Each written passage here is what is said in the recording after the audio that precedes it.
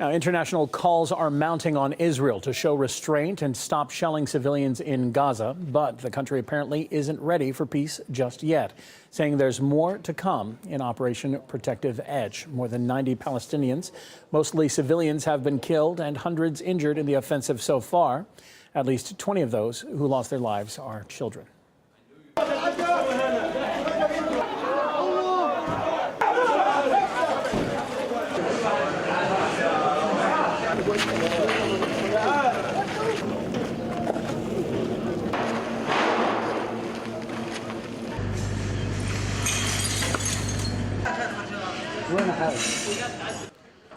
Israel says it hit more than 100 targets in Gaza on Thursday. Many of the missiles have landed in residential areas, causing panic to ripple through the population. Journalist Harry Fear met those caught up in the violence as they brace themselves for yet more air raids.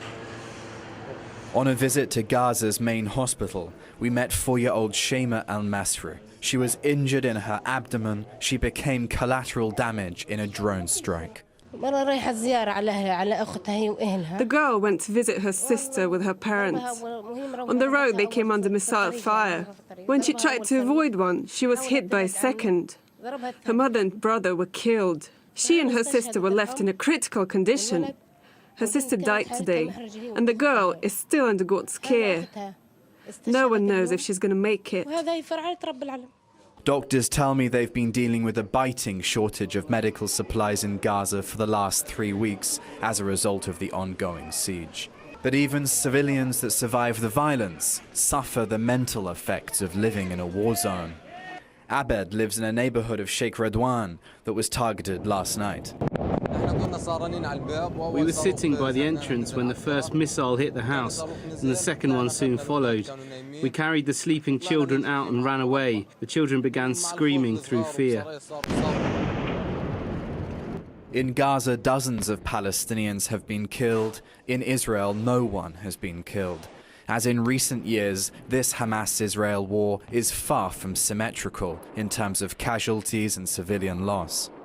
It's been a traumatizing couple of days for the civilians of Khan Yunis in the south of the Gaza Strip too. During its operation, Israel says that it's going after Hamas militants, those it alleges are Hamas militants. However, it's willing to go as far as targeting their homes. And in this case, Israel killed 6 children and 2 adults when it struck this family home. The family didn't have time to heed the warning drone missile, which arrived 4 minutes before the main strike. We were shocked when a missile hit my brother's house. After we hurried out, our house was hit too. By the house was a children's playground, where most of the hits came. Israel has made clear that it's not interested in restraining its operation on Gaza so long as Hamas rocket fire continues. It's a recipe for further conflict and inevitable suffering for Gaza's civilian population. A population already so beleaguered now lives in fear of even more violence in the coming days. Harry Fear, RT, Gaza. Meanwhile, clashes have erupted between Palestinians and Israeli soldiers in the West Bank city of Bethlehem. Teenagers had been throwing rocks at the troops, who fired tear gas to disperse them. Israel's actions in Gaza have forced Egypt to open its border with Palestine and take in the most seriously wounded at a local hospital. For its part, Israel has vowed to step up attacks on Gaza until Hamas stops firing into its territory.